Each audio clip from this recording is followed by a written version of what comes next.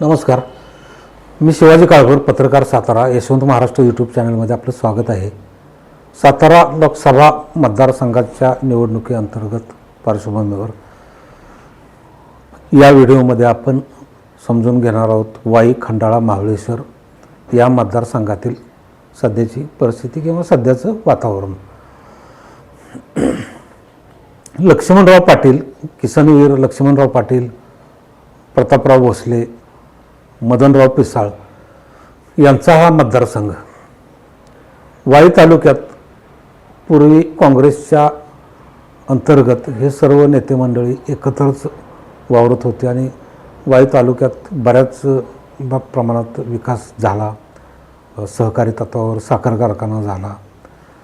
त्यानंतर बऱ्याच काही गोष्टी घडल्या. वाईनं नेहमी काँग्रेसला साथ दिली.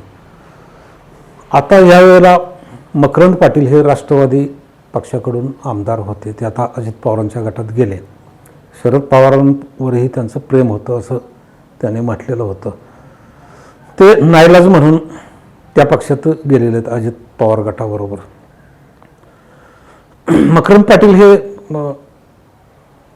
गेल्या अनेक वर्षांपासून इथं आमदार आहेत, कारण त्यांना तिथं पर्यायच मिळालेला नाही.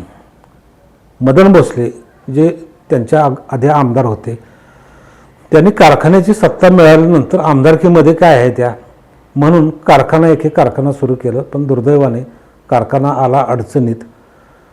10 वर्षापूर्वी कारखान्याची निवडणूक लागली, 10-12 वर्षापूर्वी. त्यावेळेलाच मकरंद पाटील, नितीन पाटील यांनी ठरवलं की कारखान्याच्या निवडणुकीत कसलाही भाग घ्यायचा नाही. कारखान्यावर प्रचंड प्रमाणात कर्ज झालेलं आहे, त्यामुळं कारखान्याचा कधीही लिलाव होऊ शकतो. पण मदन भोसलेंनी रडत खडत हा कारखाना कसा तरी चालवला. परत हे भिजलेलं घोंगडं काय करायचं म्हणून त्याने कशी तरी निवडणूक, पण शेवटी इकडं मकरंद पाटील यांना पण आग्रह झाला. त्याने नाईलाजाने लढवली निवडणूक आणि ते निवडून आले. त्यावेळेला महेश शिंदे त्यांच्या विरोधात होते. आता वाईमध्ये मकरंद पाटील यांच्याशिवाय कुठलाही पर्याय सध्या तरी नाही. वाईमध्ये जी पहिली सभा तिकीट जाहीर व्हायच्या आधी उदयनराजेंनी घेतली, त्यावेळेला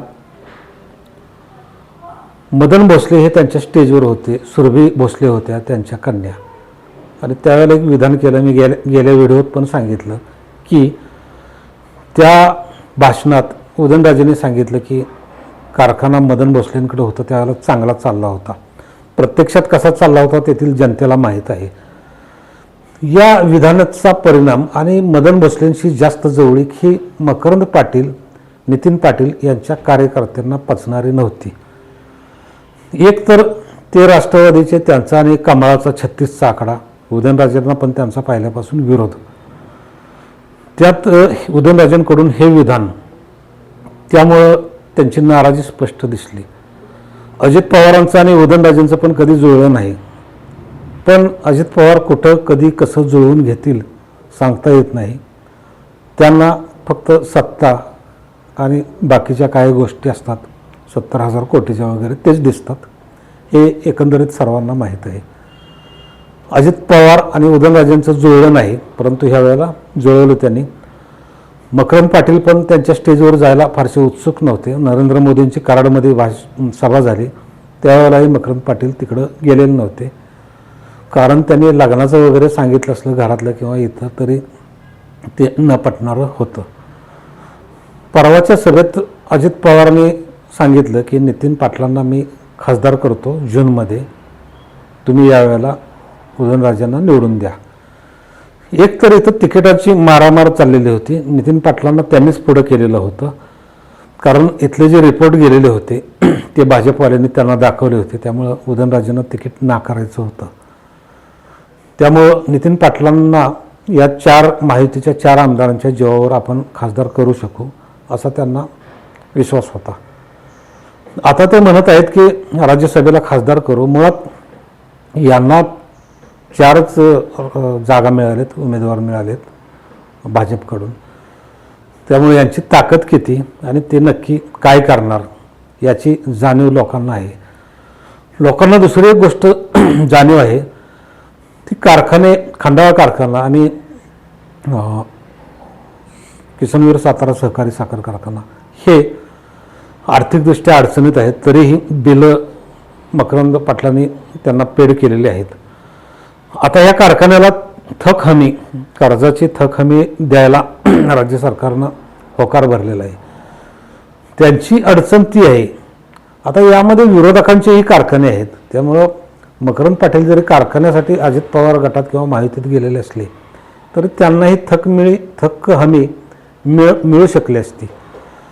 परंतु त्यांनी हा मार्ग चोखाळला आणि ते तसे बघायला अडचणीत नाही म्हणता येत, परंतु त्यांच्या परीक्षेची वेळ आलेली आहे.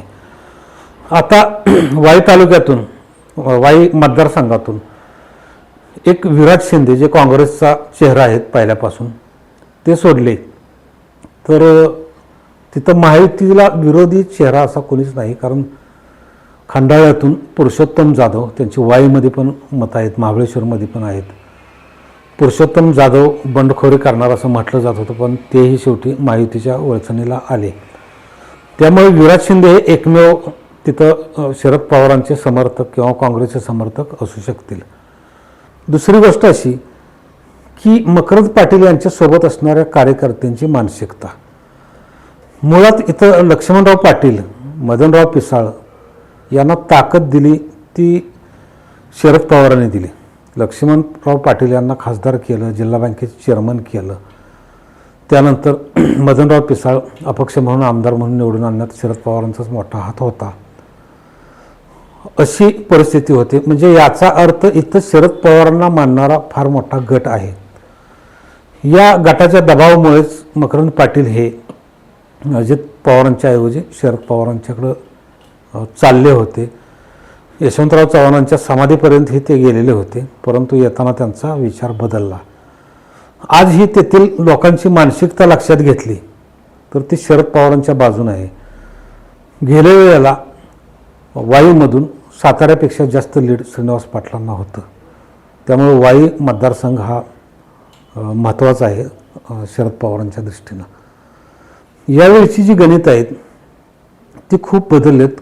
कुणीही सर्वे केला किंवा काही केलं तरी वाईच्या जनतेचा अंदाज येऊ शकत नाही. म्हणजे वाई मतदारसंघातील वाईमध्ये महाबळेश्वर आणि खंडाळा तालुकाही येतात.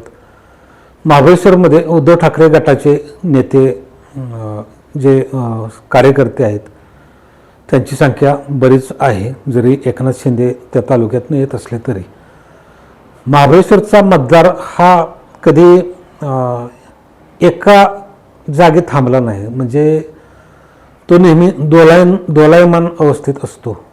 परंतु भाजप आणि शिवसेनेला त्याने कधी जास्त योगदान त्यांच्याकडून मिळालेलं नाही. त्यामुळं शशिकांत शिंदेंना या भागात चांगली मतं पडतील, म्हणजे बरी मतं पडतील, समान राहतील. खंडाळ्यात रामराजेंना मानणारा वर्ग काही प्रमाणात आहे, परंतु तो लोणंद वगैरे या भागात पूर्वी जो फलटण मतदारसंघाला जोडलेला होता तो. परंतु तिथं खंडाळ्यात पुरुषोत्तम जाधव, स्वतः मकरंद पाटील आणि मदन भोसले काँग्रेसचे पण कार्यकर्ते आहेत, विराज शिंदेंचे कार्यकर्ते आहेत. आणि वाईमध्ये भाजप शहरात काही प्रमाणात असली, रिपाई जरी बाजून असली तरी जी सहानुभूती आहे शरद पवारांची आणि शरद पवारांना मानणारा जो गट आहे तो मोठ्या प्रमाणात आहे.